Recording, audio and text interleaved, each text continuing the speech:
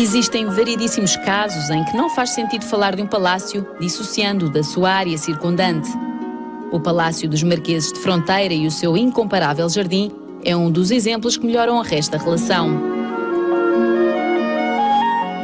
Situado à beira do Parque Florestal de Monsanto, no Largo de São Domingos de Benfica, oferece uma irrecusável viagem no tempo e estabelece com um esplendor que só alguns assiste, um intrigante contraste entre o presente e outras épocas. 5 hectares e meio de espaço e de absoluto encanto. Dom Fernando José Fernandes Costa Mascarenhas é o atual representante das Casas de Fronteira e Alorna. Acumulava diversos títulos, mas por vontade própria passou a ser apenas Conde da Torre e Marquês de Fronteira e Alorna. Licenciado em Filosofia, é o autor de vários textos sobre o património português e não só.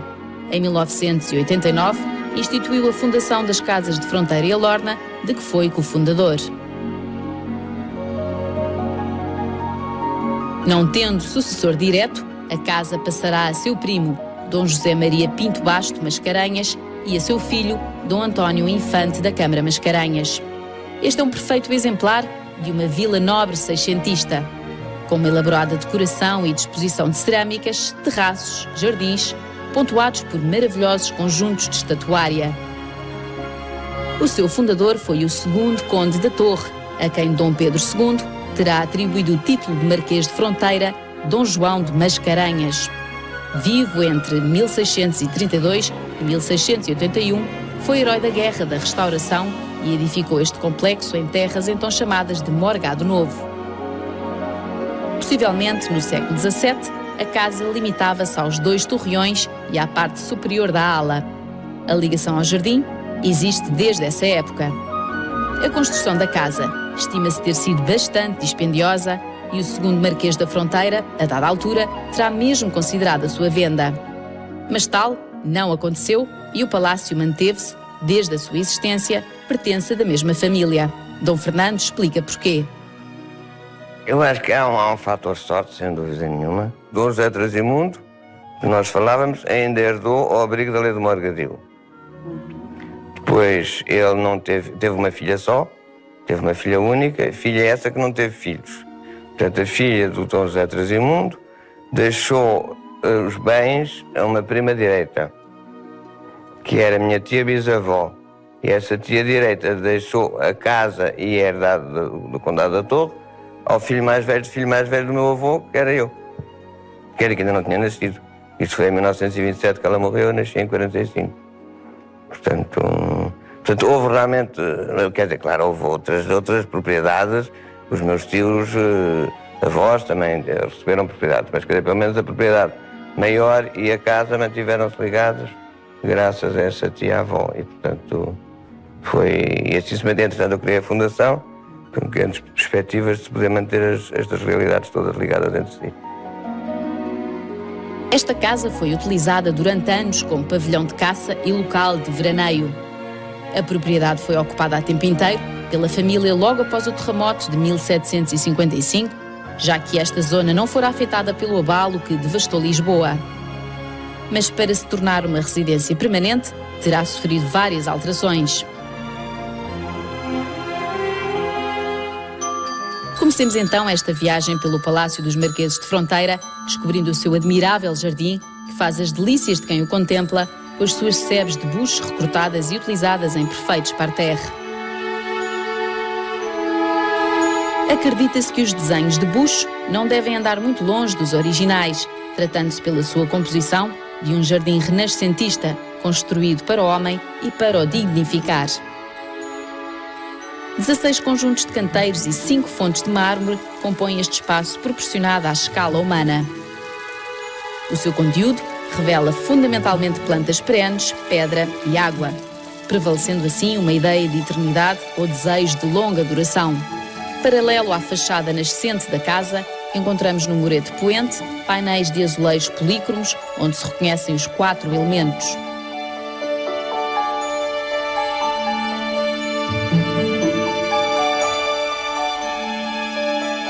O elemento fogo estava em falta. Como não restavam dúvidas do que se tratava, optou-se recentemente pela sua reposição.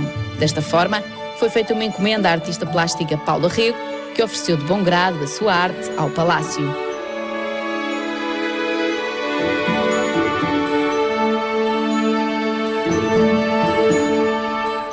Ainda neste seguimento, encontramos representações de deuses, os planetas que se conheciam na época e ainda 2 constelações. A norte, ao longo de todo o murete, estão representados os signos do zodíaco em painéis de azulejos pintados a azul, branco e manganês. Os meses do ano, bem como trabalhos agrícolas e algumas atividades correspondentes a cada mês, ilustram os azulejos do murete situado à nascente.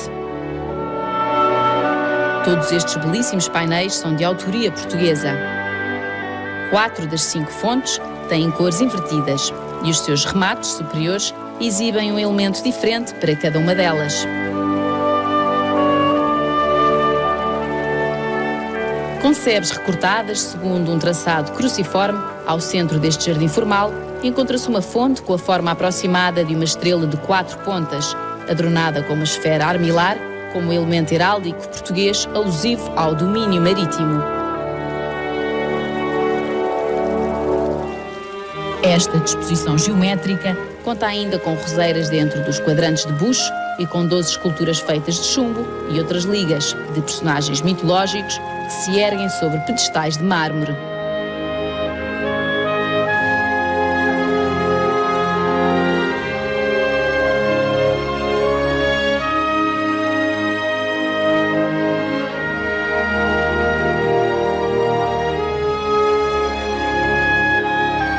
Por fim, é limitado a este por uma imponente estrutura de nome Galeria dos Reis.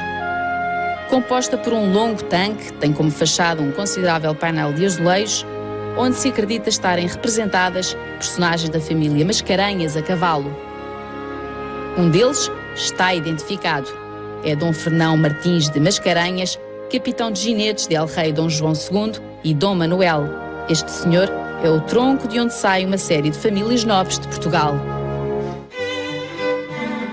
Se estivermos de frente para a galeria, Dom Fernão é o cavaleiro mais à esquerda. Temos desta forma a aristocracia em baixo, a defender, mas também a servir de alicerce à realeza. Ao centro, a Gruta de Hipocrene e o Monte Parnasso. Especialistas, ao avaliarem o que sustenta toda a concepção do Palácio Fronteiro e os seus jardins, reconhecem a glorificação dos feitos dos portugueses. E nesta sequência deparamos-nos com um poema épico inigualável. Trata-se, sem sombra de dúvida, de Os Lusíadas, de Luís Vaz de Camões, onde é feito um pedido de inspiração às 9 musas de Apolo, aqui representadas com Pégaso, através de um conjunto de estatuária muito peculiar. O tanque é ladeado em ambos os lados por uma escadaria que dá acesso à parte superior da Galeria dos Reis. Uma parede coberta de azulejos revela nichos onde se dispõem bustos dos reis portugueses. Esta série régia vai desde o conde Dom Henrique até Dom João VI. A galeria está dividida em 2 partes.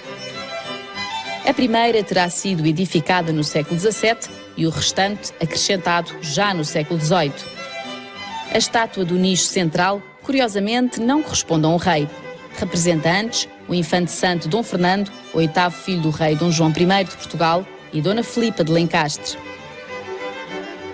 Nesta galeria de reis não constam os Filipes. A sua propositada omissão evidencia de uma forma artística e elegante que é como se não tivessem feito parte da nossa história. O mar tem uma importância incrível neste palácio. Portugal é um país à beira-mar plantado e Espanha é o seu limite. Ou melhor, se o mar nunca o foi, com certeza que Espanha também não o seria. Esta casa é um hino à independência de Portugal, às epopeias dos descobrimentos e aos maiores feitos dos portugueses. A Galeria dos Reis não é com certeza exceção. Tibério, o imperador romano e Nuno Alves Pereira não eram reis, mas os seus bustos estão aqui representados. Em 1646, Dom João IV oferece a coroa de Portugal a Nossa Senhora da Conceição como agradecimento pela boa campanha da Guerra da Restauração. Desta forma, Nossa Senhora da Conceição tornara-se rainha e padroeira de Portugal. Assim, Depois de Dom Pedro II, nenhum rei tem a sua coroa na cabeça. Estão antes colocadas sobre os seus bustos.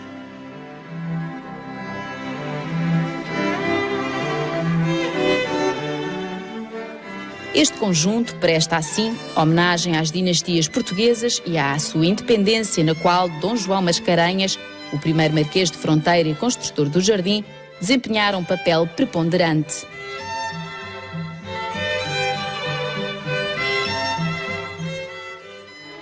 O Jardim Formal, bem como a Galeria dos Reis, tem uma carga simbólica absolutamente esmagadora. Bem no topo encontra-se a deusa da oportunidade. Na mão direita segura uma navalha. Um dos pés assenta sobre uma roda que gira rapidamente, enquanto o outro se conserva no ar. Esta posição desconfortável é uma alegoria à evidente rapidez com que as oportunidades se movem e as variáveis contingências com que nos deparamos ao tentar agarrá-las. A fachada esquerda da Galeria dos Reis, para quem está de frente, representa a paz, o bem ou o cosmos. À direita, encontra-se a guerra, o mal ou o caos. O jardim acaba por ser então um lugar de escolhas, onde está presente o livre-arbítrio. São dados a conhecer ao ser humano os valores e os princípios pelos quais se deve reger. No entanto, cabe a si viver de acordo com as suas opções. Este jardim terá sido harmoniosamente arquitetado à semelhança do próprio universo. O bem de um lado, o mal de outro, e ao centro, a oportunidade ou a ocasião, no fundo a reforçar a nossa humanidade e consequente condição num mundo que ainda hoje continuamos tão longe de compreender.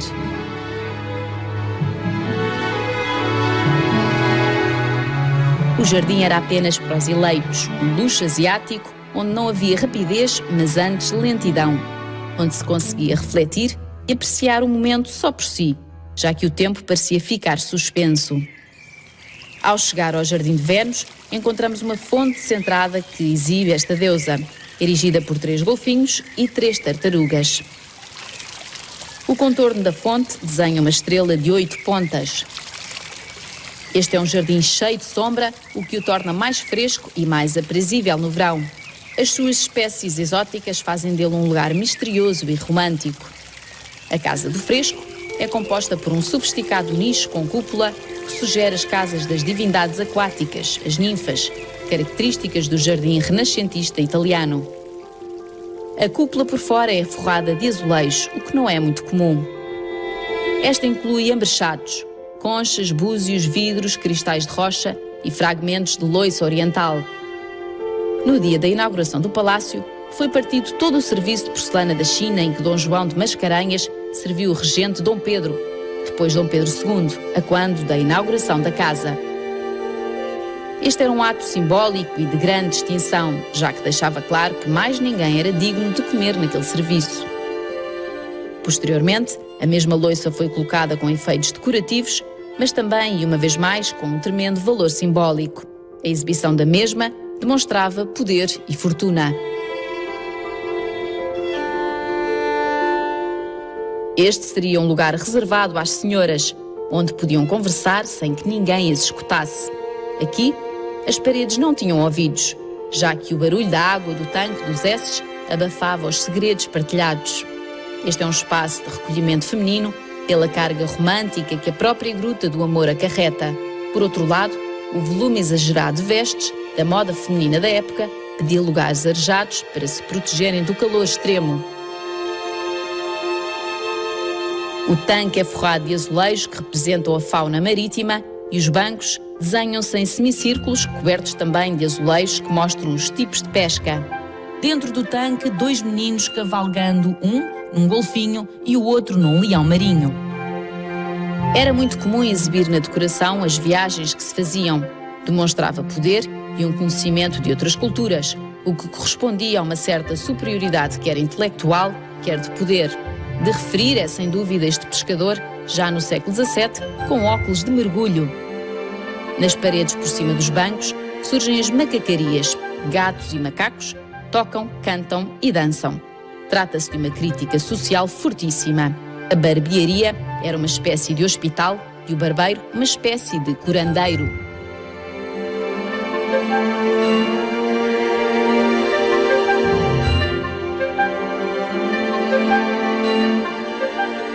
brasão que se encontra na fachada da Casa do Fresco é o de Dona Madalena de Castro, primeira Marquesa de Fronteira, o que confirma a teoria de que este seria um espaço maioritariamente feminino.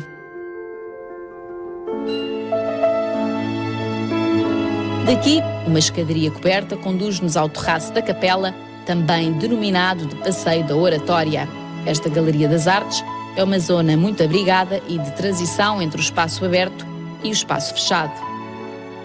Já não se sujam os sapatos porque o chão é similar ao de uma casa e as paredes são mais intelectualizadas.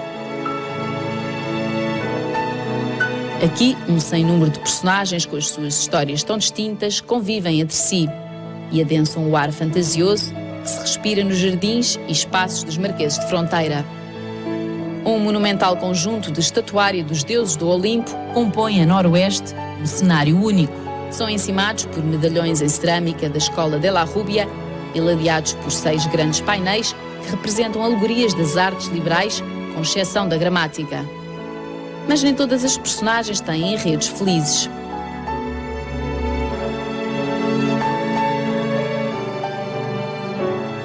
Márcias tornou-se um músico tão perfeito que desafiou Apolo a uma competição. Para além de Apolo ter ganho, como castigo, acabou por esfolar vivo o seu adversário. Os azulejos não deixam de ser uma vez mais uma constante nesta composição ao ar livre. É evidente que os azulejos são um dos grandes fascínios desta casa. É uma casa que, com a azulejaria da época, no local para onde foi feita, in situ, como se diz, não há outra. Em Portugal, e penso que em parte nenhuma, inclusive com a azulejaria de exterior. A capela é a parte mais antiga da quinta de recreio dos Marqueses de Fronteira.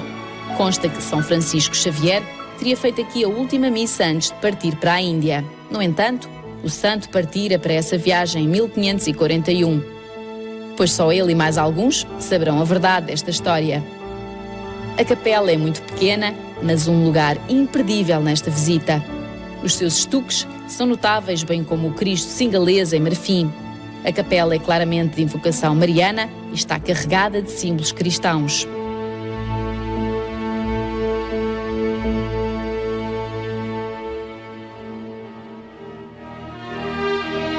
Passando pelos portões altos e verdes, uma rosa dos ventos em calçada portuguesa dá as boas-vindas, como se costuma dizer, a todos os que vierem por bem. O átrio apresenta 4 belos medalhões em estuque.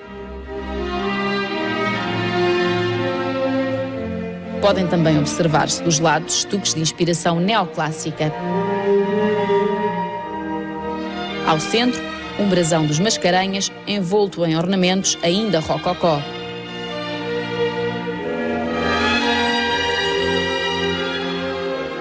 Toda a parte da escadaria é revestida com azulejos do padrão Camélia do século XVII.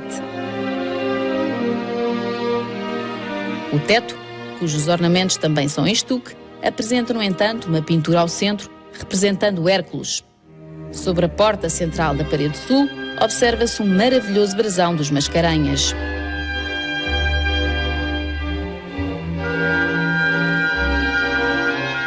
Não há muito tempo terão sido feitos trabalhos de manutenção neste teto. A ideia era retirar a primeira camada de pintura, pois ficou à vista que escondia qualquer coisa por baixo. Mas logo que se iniciou esse trabalho, chegou-se à conclusão que afinal existiam diversas camadas de pintura distintas e acabou por se optar pela mais representativa. Se as nossas casas precisam pontualmente de obras de manutenção, quanto mais um palácio. É sempre uma luta contra o tempo. Vai-se atrasando um bocadinho o tempo. É complicado, é um bocadinho complicado. Mas, sobretudo, que é uma coisa que está sempre. E a gente começa a olhar e vê sempre que isto também não está bem, aquilo não está bem. Por outro lado, também há outras coisas que estão. Isto já está bem. Mas que nunca se consegue fazer tudo o que se quer. E, portanto, se a gente estiver virado para estar assim, para virar para o infeliz e para o neurasténico, é fácil. Há sempre muita coisa para fazer ainda.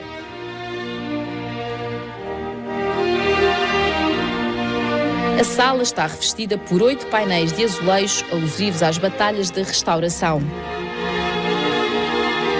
O seu desenho é popular e conta as batalhas não com o sentido épico, mas pela lógica mais mundana. Tínhamos como bons exemplos os ingleses a ficarem sem pólvora e a combaterem à coronhada, homens em plenas necessidades fisiológicas, pessoas feridas e mortas, a descansarem ou a beber água. Podemos ver nestes painéis sinais da passagem da policromia para o azul e branco.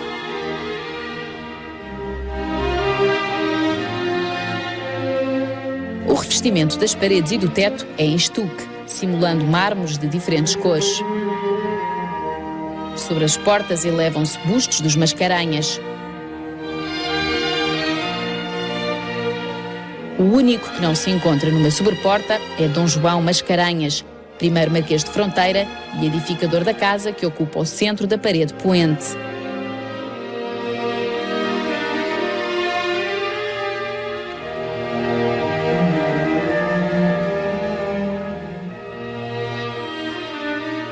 Nos intervalos, entre as portas, diversos ornamentos em estuque repetem-se sem, no entanto, serem exatamente iguais. O teto apresenta a forma de caixotão, ligeiramente arredondado, 4 medalhões com bustos dos Mascarenhas e alegorias da paz, da guerra e da vitória tornam esta sala ainda mais opulenta.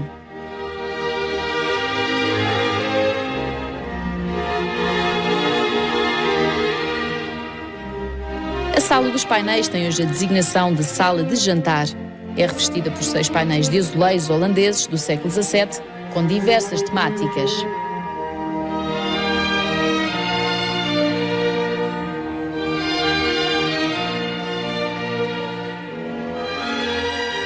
O teto é um compromisso, algures entre o caixotão e a abóbada. Os elementos estucados permitem concluir com alguma segurança que estamos perante a sala de música do século XVIII. Em relação à casa, há uma coisa curiosa.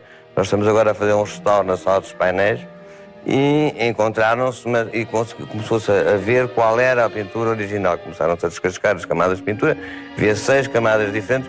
Uma delas é castanho escuro, depois por baixo ainda a original, que é uma pintura às riscas, que é uma coisa muito fora de vulgar. Depois a outra coisa é que as salas variam muito umas para as outras, quer dizer, não é uma casa que a gente... Às vezes a gente visita certos palácios e as salas estão umas atrás das outras, com um bocadinho mais... O coração vai mais um bocadinho assim, mais um bocadinho ali, mas são as mesmas cores, a mesma coisa. E aqui não, tudo vai variando, tudo é diferente, tudo tem um ambiente, cada sala tem a sua personalidade própria, digamos assim. A biblioteca está hoje situada na Lógia Nascente. Era antes um espaço aberto, mas para poder ser vivida durante todo o ano, a opção foi fechá-la, ganhando-se desta forma espaço. As suas paredes encontram-se inteiramente cobertas de estantes. Os livros de maior relevância foram transferidos para a Torre do Tombo. Os remanescentes confirmam que estamos numa biblioteca de outros tempos. Algumas fotografias da última família real, datadas e assinadas pelos próprios, foram oferecidas ao avô do atual Marquês de Fronteira, que apesar da prolongada exposição solar da sala, virada à nascente, as mantém sobre o piano. Sobre um fundo em 2 tons de verde, o teto apresenta estuques neoclássicos brancos.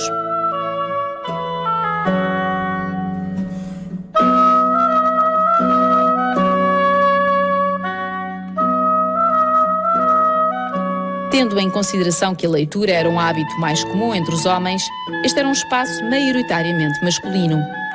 Mas é curioso constatar que ainda hoje, quando o palácio enche, a biblioteca continua a ser mais ocupada por homens. Deste modo, é com grande naturalidade que confirmamos que as energias antigas permanecem firmes no presente. A filosofia de abordagem ao palácio feita pelo atual dono, Dom Fernando José Mascarenhas, é sem dúvida de louvar. Uma das suas opções na década de 90 foi conservar no presente as transformações do tempo. Assim, ao serem feitas obras de manutenção na biblioteca, à semelhança de alguns dos muros da Galeria dos Reis, as paredes foram reforçadas, mas mantidas tortas propositadamente. O tempo tem deste modo a sua passagem implícita neste lugar, que presta com uma unicidade avassaladora um dos maiores tributos ao povo português.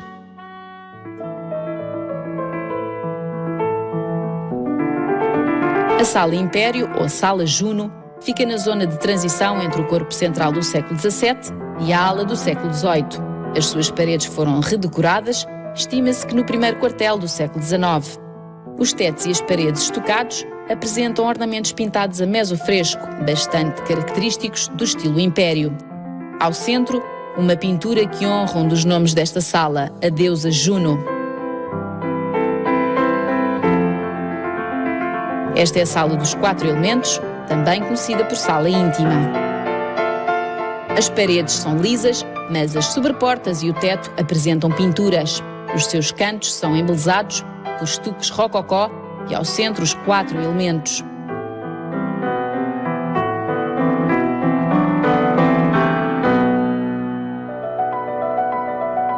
A sala de aparato do século XVIII é a mais rica do palácio no que se refere à pintura mural.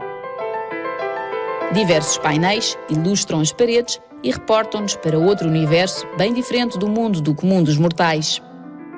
Novamente a mitologia grega e os seus deuses, a criarem majestosos cenários com os quais não conseguimos estabelecer paralelo. Ou talvez apenas em sonhos muito inspirados.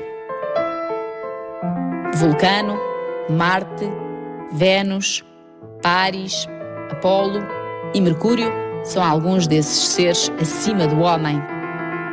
Aos cantos, a pintura, a astronomia, a escultura e a música. E ainda no teto, a poesia épica e a lírica fazem também parte desta que será seguramente uma das mais belas salas de um palácio português. Todas as pinturas estão cuidadosamente circunscritas por incríveis molduras em estuque. Em toda a volta, cenas alusivas à caça estão representadas em azulejo. Nesta visita são muitos os objetos que enriquecem e contam histórias de outras épocas. A destacar, uma coleção de retratos de família de significativa qualidade. Um retrato da escola espanhola de finais do século XVI, um retrato a pastel de Leonor de Almeida, Portugal de Lorena e Lencastre, também conhecida por Alcipe, proporciona-nos um encontro com uma senhora incrível, que, entre outros títulos, acumula o de 4ª Marquesa de Alorna. Quem sai aos seus não degenera, e Júlia Strogonoff, tal como a sua mãe Alcipe, era uma mulher muito determinada para a época e facilmente se destacou pela sua coragem. Uma vez mais encontramos neste palácio a mestria da arte de retratar. A assinatura é de Domenico Pellegrini. Em 1803, o 3º Marquês de Alorna, sua mulher e os 2 filhos eram assim. Domingos Sequeira terá retratado o 7º Marquês de Fronteira, de nome Dom José Trasimundo, e os seus irmãos Dom Carlos e Dona Leonor Mascarenhas nesta magnífica tela. Quase em tamanho real, a mãe do atual Marquês de Fronteira, retratada por António Soares, exibe nas suas mãos as plantas que serviram para os trabalhos de restauro que fez no palácio. Seria uma tarefa muito interessante, mas também quase interminável, contar a história dos objetos que fazem parte deste lugar. Mas ninguém melhor do que quem o habita para destacar um ou outro.